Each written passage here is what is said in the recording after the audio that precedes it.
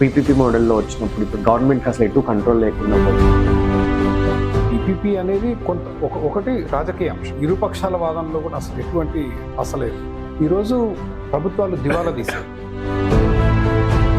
Hi, welcome to Kiran TV news. PPP మోడల్లో medical colleges ఇవి ఈ మధ్య మనం ఎక్కువ దీని గురించి వింటా ఉన్నాము. అయితే ఏంటంటే ఇది సెంట్రల్ గవర్నమెంట్ మొత్తం నేషనల్ వైడ్ ప్లాన్ చేస్తూ ఉంది. సో దీనికి సంబంధించి మధ్యప్రదేశ్లో కూడా సన్నాహాలు జరుగుతున్నాయి. అండ్ ఇలాంటి ఈ పీపీపీ మోడల్లో మెడికల్ కాలేజ్కి సంబంధించి ప్రయత్నాలు జరుగుతున్నాయి. సో అసలు ఈ పీపీపీ మోడల్లో ఈ మెడికల్ కాలేజెస్ రావడం అనేది సామాన్య ప్రజలకి లాభం చేస్తుందా, నష్టం చేస్తుందా? సో దీని గురించి చర్చించడానికి మన ముందున్నారు centre for liberty organisation president, అట్లనే క్యాపిటలిస్ట్ నల్మోత్ చక్రవర్తి గారు. సార్ నమస్తే. సార్ నమస్కారం నవీన్ గారు. సో ఈ మధ్య మనం ఎక్కువ వింటా ఉన్నాం పీపీపీ మోడల్లో మెడికల్ కాలేజెస్ అని. సో ఇప్పుడు మామూలుగా ఇప్పుడు పీపీపీ మోడల్లో వచ్చిన మోడల్స్ కావచ్చు, అంటే పోర్ట్స్ కావచ్చు, లేకపోతే రోడ్స్ కావచ్చు. సో వీటి వల్ల ఎక్కువ మనం అంటే నష్టమే ఎక్కువ చూసినట్టు అవుతుంది. అంటే ఎగ్జాంపుల్ ఇప్పుడు కాకినాడ పోర్ట్ తీసుకోండి, అక్కడ పీపీపీ మోడల్లో వచ్చినప్పుడు ఇప్పుడు గవర్నమెంట్కి అసలు ఎటు కంట్రోల్ లేకుండా పోతుంది. అట్లనే రోడ్స్ కావచ్చు, వాళ్ళు ఎంత ట్యాక్స్ కలెక్ట్ చేస్తున్నారు, టోల్ ఎంత కలెక్ట్ చేస్తున్నారు, ఏంటి, ఎన్ని ఇయర్స్కి, డీటెయిల్స్ అన్నీ మనకి వెబ్సైట్లో ఉన్న సామాన్య మానవుడికి అనేది తెలియట్లేదు. సో మెడికల్ కాలేజెస్లో కూడా ఈ పీపీపీ మోడల్ అంటే ఏంటి అసలు ఫస్ట్ థింగ్, అండ్ రెండోది ఏంటంటే ఎంతవరకు ఈ వీటిని ఎగ్జాంపుల్గా తీసుకొని మనకి ఎంతవరకు ఉపయోగం అంటారు? సో నేను సహజంగానే ప్రైవేటైజేషన్కి అనుకూలంగా ఉంటాను కాబట్టి I speak in it's favour. But PPP అనేది ఒకటి రాజకీయ అంశం. రాజకీయంగా వాళ్ళు చేస్తున్న వాదనలో ఇరుపక్షాల వాదనలో కూడా అసలు ఎటువంటి పసలేదు. ఎందుకంటే పీపీపీ వైసీపీ హయాంలోనే జరిగిపోయింది. It was privatised even back then. కారణం ఏంటంటే ఈరోజు ప్రభుత్వాలు దివాలా తీశాయి. ఉచితాలు, జీతాలు, వడ్డీలు ఇచ్చిన తర్వాత ప్రభుత్వాల దగ్గర నయా పైసా మిగలదు. సో ₹1 అనుకుంటే ప్రభుత్వ ఆదాయం 30 పైసలు జీతాలకు పోతే 30 పైసలు వడ్డీలకు పోతుంది. బొటాబొటి మిగిలితే ఒక 5-10 పైసలు. వాటితోటే మీ రోడ్లు, డ్రైనేజీలు, నీళ్లు, క్యాపిటల్ ఎక్స్పెండిచర్ అంటాం, పెట్టుబడులు పెట్టి మౌలిక సదుపాయాలు సృష్టి చేయడం అనేది వాటి ద్వారానే సాధ్యం. ఈ మెడికల్ కాలేజీలు కానీ గవర్నమెంట్ ప్రభుత్వ మెడికల్ కాలేజీలు, ప్రభుత్వ ఆసుపత్రులు నడిపించే దశలో ప్రభుత్వాలు లేవు, డబ్బులు లేవు. ఇది వైసీపీ అధికారంలో ఉన్నప్పుడు జగన్మోహన్ రెడ్డి గారు గుర్తించి సొంత కాళ్ల మీద ఈ ప్రభుత్వ కాలేజీలు నడిచే విధంగా వాటి side 50% subsidised fee, 35% management quota, ఇంకో 15% ఎన్ఆర్ఐ కోట. అంటే ఈ 50%లో డబ్బులు వసూలు చేసి ఈ మిగిలిన 50% చదువులు చెప్పే విధంగా చేసి ప్రభుత్వం మీద భారం లేకుండా చేశారు. అది ఇప్పుడే ఉన్న వచ్చిన తెలుగుదేశం జనసేన ప్రభుత్వం చేసేది ఏంటంటే కాలేజీ నిర్మాణం ప్రభుత్వం కాకుండా ప్రైవేట్ వాళ్ళకి ఇచ్చేయాలి అనేది వాళ్ళ ఆలోచన. దాంతో మేనేజ్మెంట్ కూడా దే ఆర్ సెయింగ్ మేనేజ్మెంట్ మేము చేస్తాం, రకరకాల సాకులేవో చెప్తున్నారులేండి. కానీ బట్ నా అభిప్రాయంలో they should privatise it and be done with it once and for all. దానివల్ల ఎవరికి ఏమి నష్టం అనేది నాకు అంతుపట్టిన విషయం. గతంలో సగం సీట్లు సబ్సిడైజ్గా ఉండే, సగం మేనేజ్మెంట్ 35-15 నిష్పత్తిలో. ఇప్పుడు అదే దశలో ఉంది.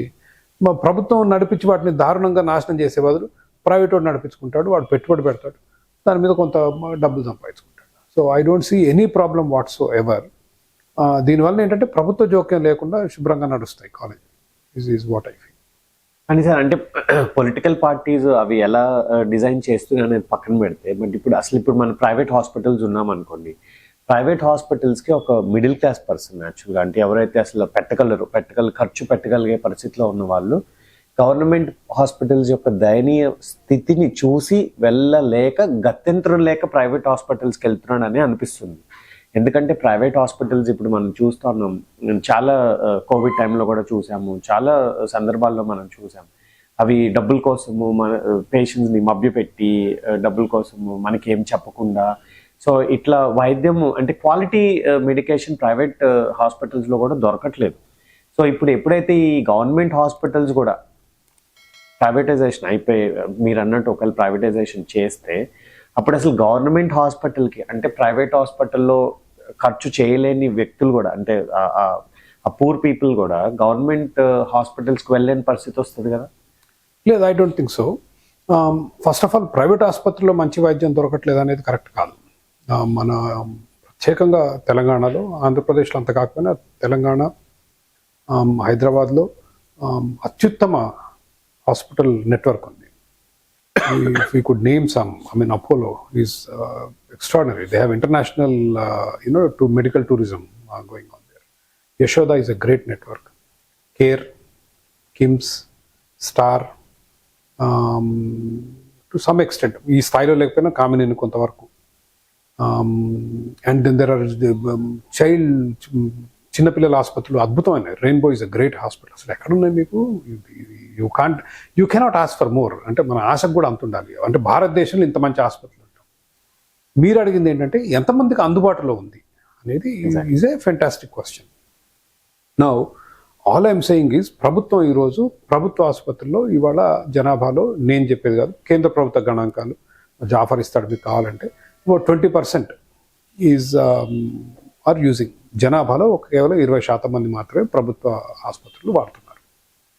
దాని మీద తెలుగు రాష్ట్రాలు, ఆంధ్రప్రదేశ్, తెలంగాణ దాదాపు 30-35 వేల కోట్ల రూపాయలు ఖర్చు పెడుతుంది. And all I'm saying is ఈ వృధా ఖర్చు మొత్తం దుకాణం మూసేసి ఆ 35 వేల కోట్లు ఈ ప్రభుత్వ ఆసుపత్రులు వాడుకునే ప్రజలకి ఇన్సూరెన్స్ కొనుక్కోమని ఇవ్వండి. ఆరోగ్యశ్రీ కన్నా 5-6 ఇంతల మెరుగైన సేవలు మీకు అందుతాయి. And that is the way to go about it. Is మీరు బీద ప్రజలకి, నిస్సహాయులకు సహాయం చేయదలుచుకుంటే you get them a good quality health insurance. వాళ్ళకి నచ్చిందే కొనుక్కోమనండి. మీరు మళ్ళీ ఆరోగ్యశ్రీ ఇచ్చారనుకోండి, మొత్తం దోపిడీనే. మీకు నవీన్ గారికి ఒక ఆసుపత్రి ఉంది, ఒక 50 కోట్ల పెండింగ్ పేమెంట్ ఉంది. మీరు 50 కోట్లు, మరి సరే 50 లక్షల పెండింగ్ పేమెంట్ అనుకుందాం, 3-4 లక్షల మంది మీకు న్యాయ పైస రాదు. అదొక రకమైన స్కామ్. రెండో స్కామ్ ఏంటంటే మీరు ఏమి ట్రీట్మెంట్ చేయకుండా 50 లక్షల బిల్లు పంపిస్తారు. అది ఇంకో స్కామ్. అంటే ప్రభుత్వం అంటే దోపిడీ అండి. ఎందుకంటే మొనాపలి, వాడి చేతిలో బిల్లు ఉందంటే ఎవడిస్తాడు? అది ఏ ప్రభుత్వ అధికారి మీకు వాడి దగ్గర పవర్ ఉంటే డబ్బులు వసూలు చేయకుండా ఇస్తాడు? రెవెన్యూలో ఇస్తారా, ఎలక్ట్రిసిటీలో ఇస్తారా, వాటర్లో ఇస్తారా, బిల్డింగ్ పర్మిషన్లో ఇస్తారా, ఆరోగ్యశ్రీలో ఇస్తారా? ఎక్కడ రాదు. అంత స్పష్టంగా మనకు తెలిసినప్పుడు కూడా ఇంకా మూర్ఖంగా అదే వ్యవస్థను పట్టుకొని వెళ్ళటం అనేది మన పిచ్చితనం. కాబట్టి ప్రజలకు నాణ్యమైన హెల్త్ కేర్, వాళ్ళకి నచ్చిన హెల్త్ కేర్ కొనుక్కోమని డబ్బులు ఇచ్చి, then the health care insurance companies will negotiate the prices. మీరు ప్రైవేట్ ఆసుపత్రి దోపిడీ అంటున్నారు కదా, ఇవాళ హాస్పిటల్ మీకు నీ సర్జరీ అవసరం అనుకుందాం sir, I'm challenging you go to, నేను చెప్పిన ఈ హాస్పిటల్ అంటే వాడు మంచి చెప్తాడండి ఎంతో రేటు, ఇగో ఇన్ని లక్షలు, నీకు ఇష్టమైతే చేయించుకో, లేకపోతే లేదు. స్టెంట్ కూడా వాళ్ళకు ప్రొసీజర్. ఇన్ఫ్యాక్ట్ ఇందాక వారి ఫ్రెండ్ గారు వాళ్ళ అమ్మాయి recently she delivered a baby. Every hospital as కాన్పుకి అయ్యే ఖర్చు ఎంత అని మీరు అడిగితే మనం శుభ్రంగా చెప్తారు. ఏది న్యాచురల్ డెలివరీ అయితే ఇది, సి సెక్షన్ చేయాల్సి వస్తే ఇంత అవుతుంది, ఇన్ని రోజులు ఉండాలి, దీంట్లో ఇన్ని రకాల రూమ్స్ ఉన్నాయి, ఇంత అవుతుంది. మీరు స్వేచ్ఛగా కొంత ఇప్పుడు యాక్సిడెంట్ అయిపోయిన తర్వాత కొంత ఉంటుంది, నేను కాదనట్లేదు. బట్ ఆసుపత్రి కూడా వెరీ కాన్షియస్ ప్రజలు ఎట్లా ఆలోచిస్తున్నారు ఒకటి. రెండవది ఇన్సూరెన్స్ కంపెనీ బాధ్యత ఏంటంటే ఖర్చులు తగ్గించి నాణ్యత పెంచడం. That is what they always do. ఇవాళ కూడా ఇవాళ వరకు నన్ను ట్విట్టర్లో ట్యాగ్ చేశారు. ఎవరో ఒక అతను వాళ్ళ తల్లికి 50,000 రూపాయలు పెట్టి ఇన్సూరెన్స్ కొనుక్కుంటే ఆసుపత్రికి వెళ్ళేది ఎమర్జెన్సీ ట్రీట్మెంట్ చేయించుకుంటే ఇన్సూరెన్స్ కంపెనీ ముందెందుకు ఫోన్ చేయలేదని విసిగిస్తున్నాడు. Insurance companies want that, want to know మీరు ఏ ఆసుపత్రికి వెళ్తున్నారు, ఎట్లాంటి ట్రీట్మెంట్ తీసుకున్నారు. వాడు ముందు ఫోన్ చేసి వాడు నెగోషియేషన్ మొదలు పెడతాడు. మీరు అపోలోకి వెళ్ళారండి, అపోలో లెటర్సే 1,00,000 మందిని ట్రీట్ చేస్తుంది, మీరు 1,00,000లో ఒకరు కోన్కిస్ కాదు. But an insurance company will have 20,000, 30,000, 50,000 customers. Apollo insurance కంపెనీతో చాలా సీరియస్గా మాట్లాడతాడు, ఎందుకంటే 100,000 కస్టమర్లు వస్తారు కదా. Negotiation will happen. మీతో నెగోషియేట్ చేయడం, మీ దగ్గర తీసుకుంటారు, మాక్సిమం లాగుతారు. సో వ్యవస్థను మనం అర్థం చేసుకోవాలి, ఎట్లా పనిచేస్తుంది. ఈ మార్కెట్ వ్యవస్థ మీద అవగాహన లేమి ఏదైతుందో చాలా సంవత్సరాలుగా is what is happening. And a great example is Netherlands. Netherlands అక్కడ కూడా సోషలిస్ట్ భావజాలాలు ఉన్న కొన్ని దేశాల్లో కొన్ని వ్యవస్థలు బాగా నిర్మిస్తారు. అక్కడ మీకు 40,000 యూరోల కన్నా తక్కువ ఆదాయం ఉంటే ప్రభుత్వం మీకు నెలకి 170 యూరోలు, అంటే నేను అనుకుంటాం మరి ఇప్పుడు ఎంత ఉందో, 8 రూపాయలు, సరే ఒక 15,000 అనుకో, నెలకు 15,000 రూపాయలు మీకు నచ్చిన ఇన్సూరెన్స్ కొనుక్కోమని ఇచ్చుద్ది. So you go buy the insurance and you use the services and they one of the best in the world. యూరోప్లో I think the usually are number 1 are number 2 in health care. అంత socialist విధానాలు అవలంబించే దేశంలో కూడా నెదర్లాండ్స్లో it's a fantastic solution. So those are the market solutions we should look for. కానీ ప్రభుత్వ ఆసుపత్రులు అంటే అసలు భయంకరం అండి. అంత అసలు మీరు ఉస్మానియా పోతే నవీన్ గారు అసలు నరకం ఎట్లుంటో తెలియదు, కానీ మీకు ఇక్కడైతే 100% కనిపిస్తుంది. అంత అంత bad, and there is no need to do that. అయితే ఇక్కడ రెండు ఉన్నాయి సార్. ఇప్పుడు మీరు అన్నట్టు ఇప్పుడు డెలివరీకి సంబంధించి కొన్ని ప్యాకేజెస్ ఉన్నాయి. అంటే ఇప్పుడు కార్డియాక్ ప్రాబ్లమ్స్కి కూడా కొన్ని ప్యాకేజెస్ తోని ప్రైవేట్ హాస్పిటల్స్ వస్తూ ఉన్నాయి. అయితే ఏంటంటే నార్మల్ డెలివరీ కావాల్సిన దగ్గర సి సెక్షన్ అని, లేకపోతే అవసరం లేకుండా కూడా ట్రీట్మెంట్ ఇచ్చి ఇలా డబ్బుల కోసం, అంటే అది ఆరోగ్యశ్రీ కావచ్చు, ఇన్సూరెన్స్ కావచ్చు, సో మనకి ప్రాపర్ ఇన్ఫర్మేషన్ ఇవ్వకుండా భయపెట్టి ప్రైవేట్ హాస్పిటల్స్ డీల్ చేస్తున్నాయని చాలా ఉదాహరణలు చూసాం. ఎస్. సో దీన్ని మరి అబ్సల్యూట్లీ ఇంకొక పాయింట్ సార్, సారీ, ఇప్పుడు అట్లానే కొన్ని ఎమర్జెన్సీ సిచ్యువేషన్స్ లో ప్రైవేట్ హాస్పిటల్స్ కొన్ని ఎమర్జెన్సీ హాస్పిటల్ సిచ్యువేషన్స్ ని తీసుకోవు. సో అవి గవర్నమెంట్ హాస్పిటల్స్ వాళ్ళు తీసుకొని ఆ గవర్నమెంట్ హాస్పిటల్లో సార్ట్ చేసిన కొన్ని సిచ్యువేషన్స్ కూడా ఉన్నాయి. సో ఇలా చూసుకున్న గవర్నమెంట్ హాస్పిటల్స్ యొక్క క్వాలిటీని మెరుగుపరిస్తే బెటర్ ఏమో కదా అని అనిపిస్తుండొచ్చేమో. So let's park the second question and మర్చిపోతే మనకు గుర్తు చేయండి. Let's go one by one. Your first question was unnecessary procedures. Correct. And there are hospitals, and in Hyderabad there is this hospital, నాకు పేరు గుర్తు రావట్లేదు. Recently my friend's daughter went there. They specialize in natural deliveries. Okay. Right? They insist on natural deliveries, and they will not go for C-section unless it is absolutely needed. So private వ్యవస్థ అంటే ఏదో అది చాలా మోసాలు లేకుండా న్యాయంగా అంతా జరుగుతుంది అనట్లేదు. It is far better than government. Private వ్యవస్థలో ఉన్నది ఏంటంటే మీకు పోటీ.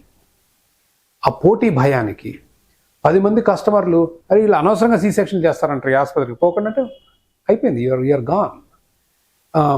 So that reputation is what make sure it is keeps them in check. రెండవది, you never take one opinion sir.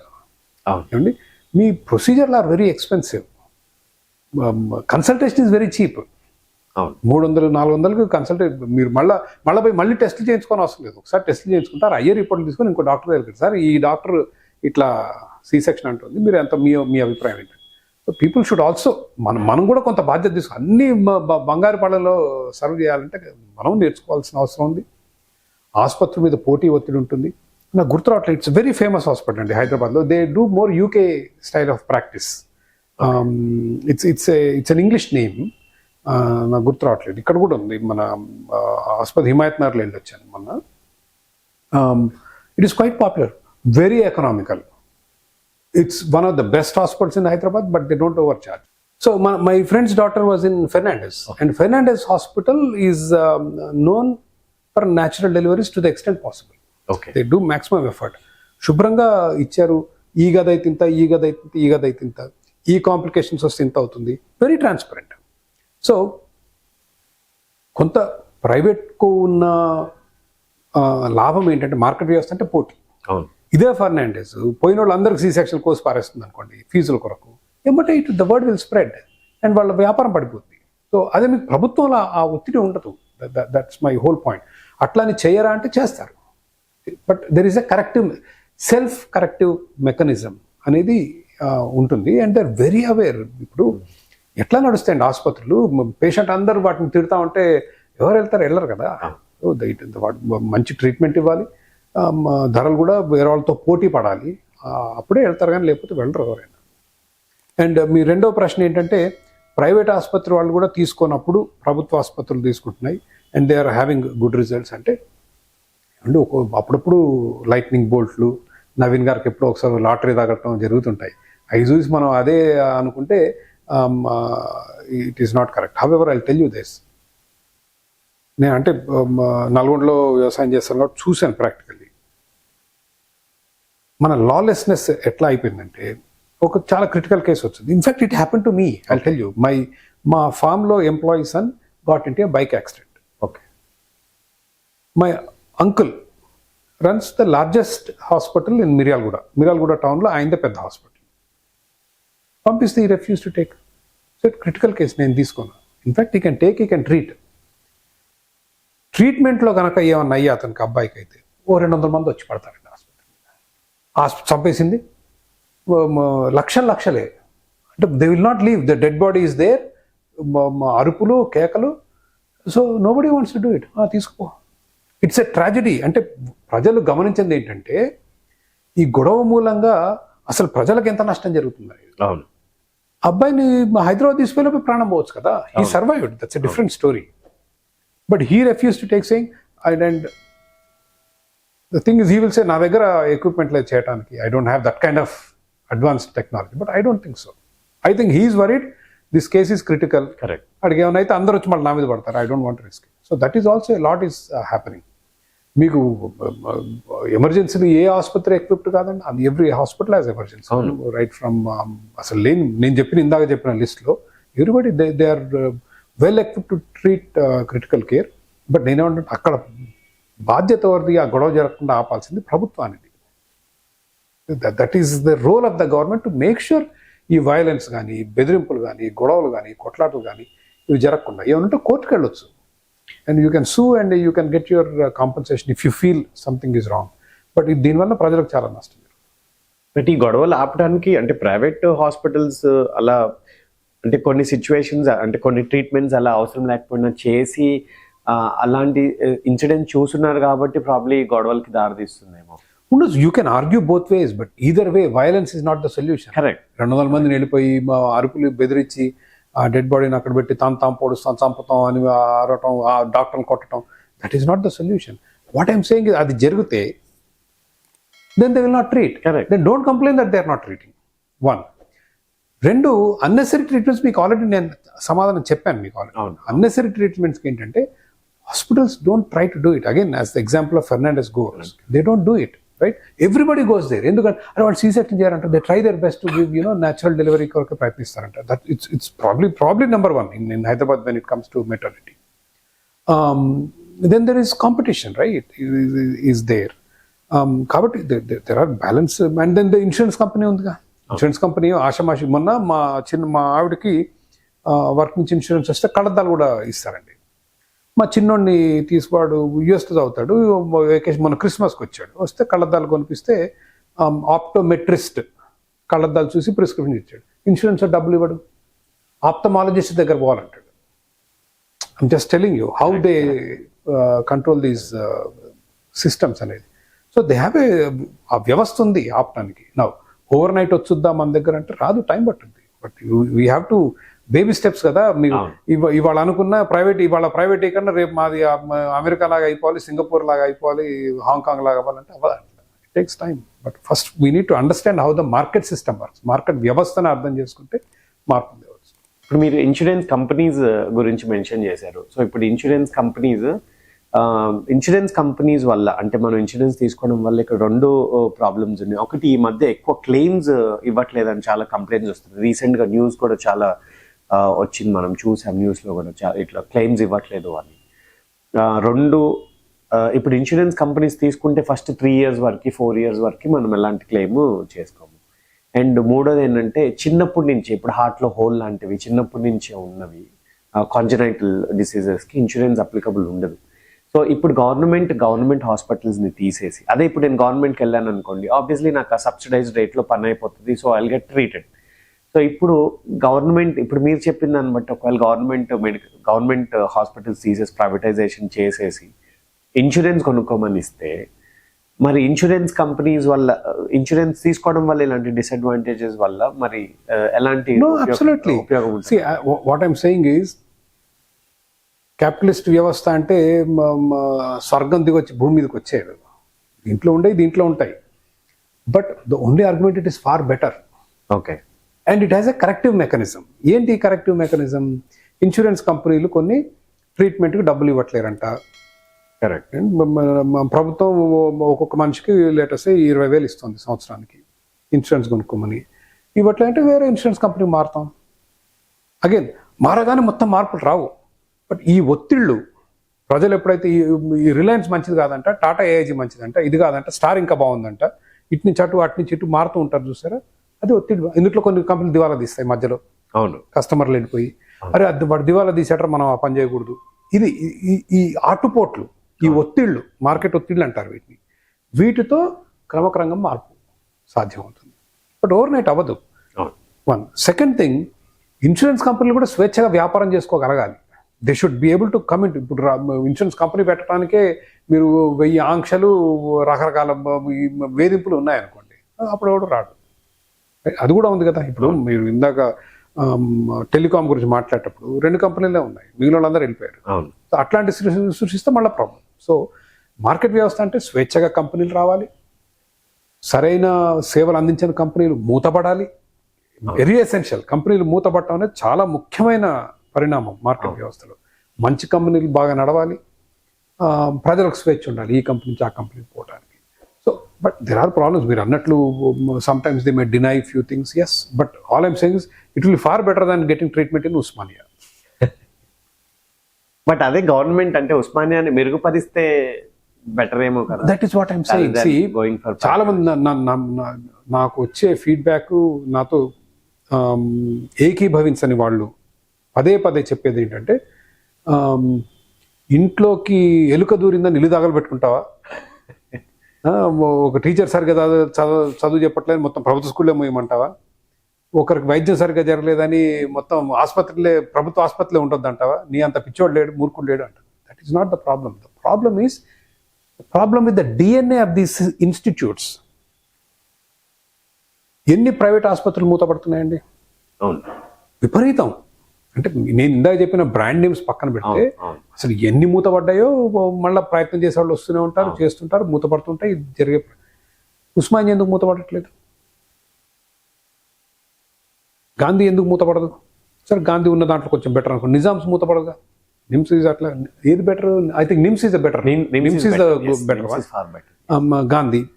And then MGM in Warangal is scary one. I think King George, King Victoria వైజాగ్లో ఒకటి ఉంది, scary. ఇవేమి మూతపడవు, నడుస్తూనే ఉంటాయి. The reason being పోటీ లేదు. Treatment సరిగా చేసినా చేయకపోయినా ఆసుపత్రి నడుస్తూనే ఉంటుంది. డాక్టర్ సరిగా ట్రీట్మెంట్ చేయకపోయినా జీతాలు వస్తూనే ఉంటాయి. అందుకని మీకు క్లాసిక్ సైన్, మీరు ప్రభుత్వ ఆసుపత్రికి పోతే వాళ్ళ నీచంగా అవమానకరంగా ట్రీట్ చేస్తారు patients. You don't get that in private. Private వాడికి మీ అవసరం, గవర్నమెంట్ వాడు తొక్క. మీరు వస్తే రాకు, నా జీతం నాకు వచ్చింది. So that's one. There is a problem in the DNA it self. పోటీ లేని వాతావరణంలో జీతాలు గ్యారంటీగా ఉన్నప్పుడు it is not performance based. ఎవరు చనిపోతే ఆపరేషన్ ఫెయిల్ అయిందో వాడి కర్మ అనే అనుకుంటాం, కానీ డాక్టర్ ఏదో చేసింది అనుకో. So there is nothing. So అది బాగుపడుతుంది, దాన్ని ఏదో మనం సంస్కరించవచ్చు అనుకుంటే మనం పిచ్చితనం అవుతుంది. సార్ అంటే ఓవరాల్ గా అసలు ఈ ప్రైవేటైజేషన్ లేకపోతే ఈ గవర్నమెంట్ హాస్పిటల్స్ దీన్ని పక్కన పెడితే, ఇప్పుడు చైనా లాంటి కంట్రీస్ ఏం చేస్తున్నాయంటే కన్వెన్షనల్ మెడికల్ థెరపీస్ లైక్ మన భారతదేశంలో ఆయుర్వేదం కావచ్చు, లేకపోతే హోమియోపతి కావచ్చు, లేకపోతే acupuncture, naturopathy.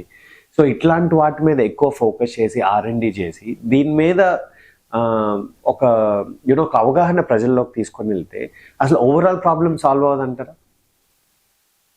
No, health is health. ఈ రుగ్మతలు వేల సంవత్సరాలుగా ఉన్నాయి. కొన్ని లైఫ్ స్టైల్ చేంజెస్ తోటి 90% సాల్వ్ అవుతుంది. ఎగ్జాక్ట్లీ, లైఫ్ స్టైల్ చేంజెస్ తోటి. బట్ దానికి ప్రభుత్వం అవసరం లేదు. I mean lot of things that we're learning are through knowledge, and lot of companies and private organisations and hospitals and doctors and nutritionist వాళ్ళ research, వాళ్ళ studies ద్వారా తెలుస్తాయి. దానికి ప్రభుత్వం అవసరం లేదు. But I'm not against Ayurveda. In fact Ayurveda డాక్టర్లు surgery అన్నా కూడా I was in favour of it. There is nothing wrong as long as people are free to decide ఎవరి దగ్గర పోవాలి, ఎట్లా చేయించుకోవాలని. సర్జరీస్ కనిపెట్టిందే భారతదేశంలో. ఆయుర్వేదం పుట్టింది and surgeries were born here. ఆయన పేరు గుర్తు రావట్లేదు. The father of plastic surgery is an Indian. It was thousands of years ago. So yeah, absolutely, I don't have any problem, but let people decide what is the best for them. ప్రజలు చాలా smart. ఈ ప్రభుత్వం అంటే ఎవరో ఒక 5 అక్కడ కూర్చొని చాలా తెలివైన వాళ్ళు నిర్ణయిస్తారు. ఇది కోట్లాది మంది పుషెస్ అండ్ పుల్స్ లో వచ్చే solutions are always better. So overall గా అంటే ఇప్పుడు ఈ గవర్నమెంట్ మెడికల్ కాలేజెస్ ని కానీ హాస్పిటల్స్ ని మేనేజ్ చేస్తూనే మీరు అన్నట్టు ఇన్సూరెన్స్ సెక్టర్లో, ప్రైవేట్ సెక్టర్లో కొంచెం మార్పులు అంటే గవర్నమెంట్ పాలసీస్లో ఈ ఇన్సూరెన్స్ కంపెనీస్ కావచ్చు, ప్రైవేట్ హాస్పిటల్స్ కావచ్చు, వీటికి సంబంధించిన కొన్ని నార్మ్స్ని, టర్మ్స్ని సెటిల్ చేసుకుంటూ ముందు దీన్ని కొంచెం అలవాటు చేసుకుంటూ అప్పుడు క్రమంగా ఈ PPP మోడల్ని తీసుకురావడం బెటర్ ఏమో. అంటే ఇది మరీ ఈజీగా, ఇవి కొత్తవి కాబట్టి ఇది PPP చేయడం అసలు దీంట్లో ఎటువంటి సమస్య లేదు. ఆసుపత్రి PPP అవుద్ది, ఇది అవుద్ది. యూ ఓన్లీ పుట్ కండిషన్ అందరికి ట్రీట్మెంట్ ఇవ్వాలి, ఆరోగ్యశ్రీ తీసుకోవాలని అని ఆంక్ష రెస్ట్రిక్షన్ పెడితే సరిపోతుంది. And they already have those restrictions including OP ఉంటాయి కదా, అవుట్ పేషెంట్ సర్వీసెస్ ఉండాలి, అందరినీ యాక్సెప్ట్ చేయాలని కూడా పెట్టారు దాంట్లో. ఈ మార్పు ఎట్లా తీసుకురావాలనేది it requires some study, I agree. But మీరు ఒక పక్క ప్రభుత్వ ఖర్చు తగ్గించకుండా మీరు ఇన్సూరెన్స్ తేలేరు. సో యూ హ్యావ్ టు జిల్లాల వారీగా చేయాలా. In fact lot of district hospitals వేరే రాష్ట్రాల్లో డిస్ట్రిక్ట్ ఆసుపత్రిని ప్రైవేటైజ్ చేసే ప్రయత్నాలు జరుగుతున్నాయండి ఇతర రాష్ట్రాల్లో. అవును అవును. డిస్ట్రిక్ట్ ఆసుపత్రిని ప్రైవేటైజ్ చేసి ప్రజలకి ఎట్లా దాంట్లో ట్రీట్మెంట్ ఇప్పించాలనేది చూడాలి. ఒక జిల్లా తీసుకోవచ్చు, లేకపోతే కొన్ని ఫెయిలింగ్ హాస్పిటల్స్ తీసుకోవచ్చు, కొన్ని తాలూకాలు తీసుకోవచ్చు. బట్ ఎట్లా ఇంప్లిమెంటేషన్ అనేది it is going to be a challenge. It has to be done gradually, it will take some time. But ముందు ప్రజలు అర్థం కావాలి, దీనివల్ల ప్రజలకు లాభం జరుగుతుందన్న అర్థం కానంత వరకు వాళ్ళకేముంటుంది, ఇప్పుడు ఉస్మానియా హాస్పిటల్ కనిపిస్తుంది, అమ్మో అది కూడా ఉండదేమో, అవును, ఆ భయం ఉంటుంది కదా.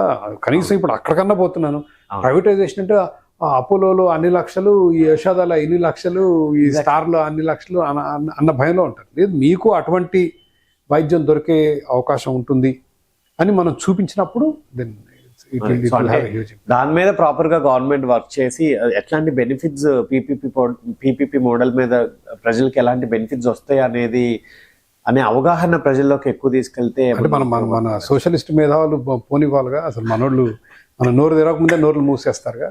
So that's a very big problem that we have. అసలు మనకు ఆల్టర్నేట్ థాట్ లేదు. ఇప్పుడు పీపీపీ అంటే అదొక దుర్మార్గపు వ్యవస్థ అని అసలు ఇట్లా వేళ్ళు అనుకొని పోయింది అందరిలోకి. అంటే దే ఆర్ షాక్. పీపీపీ మంచిదా అంటే అదొక షాక్ చాలా మందికి. సో ఆ సమస్య కూడా ఉంది ఇవాళ. నేను చెప్పే మాటలకి స్థానం చాలా తక్కువ ఉంది, వినేవాళ్ళు తక్కువ. కాబట్టి lot of effort has to be made for the message to go in to people. ముందు ప్రజల్లోకి వెళ్ళి ప్రజలు కొంతన్నా రాజీ కావాలి, ఇది సరైన విధానం అని. బట్ అంటే యాక్చువల్లీ నేను ఇప్పుడు అన్నట్టు కాకినాడ పోర్ట్లో ఇప్పుడు అది పీపీపీ మోడల్ మీద నడుస్తుంది, కానీ అక్కడ జరుగుతున్న దౌర్జన్యాలు ఏవైతే ఉన్నది గవర్నమెంట్ కంట్రోల్లో లేదు.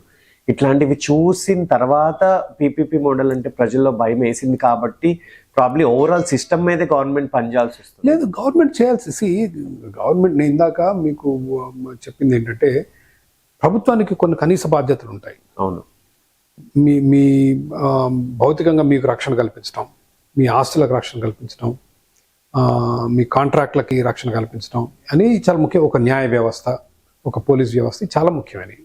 మీరు కాకినాడ పోర్ట్ అన్నారు. కాకినాడ పోర్ట్ అద్భుతంగా నడుస్తుంది, there is no issue. Kakinada port బయట వసూలు చేస్తుంటే ఆపాల్సింది ఎవరు? గవర్నమెంట్. Failure is government. దాన్ని నేను వ్యతిరేకించట్లేదు. అది ప్రభుత్వం చేయాల్సింది చేయకుండా నేను పోర్టు నడిపిస్తా అంటే పోర్టు కాదు నడిపించాల్సింది. ఇక్కడ మీ పోర్ట్లో ఎంటర్ అయ్యేటప్పుడు ప్రతి లారీకి 1000, 2000 మాఫియా రాజకీయ నాయకులు అన్ని పార్టీలు కలిసి వసూలు చేస్తున్నారు దశాబ్దాలుగా. ఎందుకు ఆపట్లేరు? ఓకే, పోర్టులోకి వెళ్ళారు, పోర్టులోకి వెళ్ళిన తర్వాత స్మగ్లింగ్ జరుగుతుంది అంటారు. ఎవరు అక్కడ పోర్టులో?